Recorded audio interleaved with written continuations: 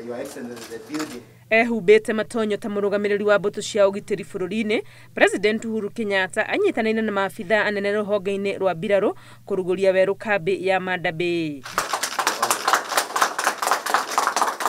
Igongona-inĩ rĩrĩ kambĩ ĩno ĩkĩnengerwo matamu ma kwĩrũgamĩrĩra mĩhang'o-inĩ yayo yothe mũgarũ na hau kabere rĩrĩa ĩrarĩ rungu rwa ũrũgamĩrĩri wa kambĩ nene ya mbirarũ cia maĩ-inĩ ya Mtongwe.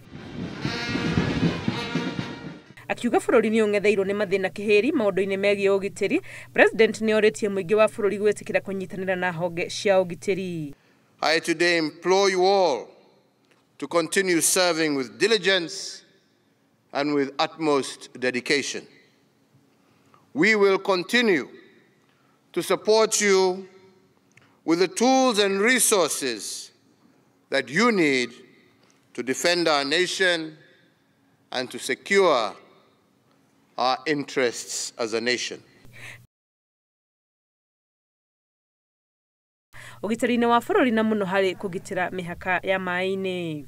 This base at Mada is a critical focal point for our sacred national duty of defending our sovereignty, maintaining our territorial integrity, securing our borders, and preserving our cherished freedoms and our way of life.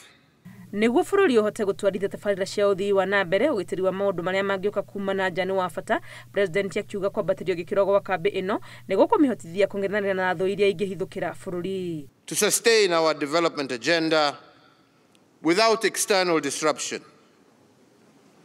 Accordingly, a responsive and fully established military installation of this nature, especially in our coastal region, is vital.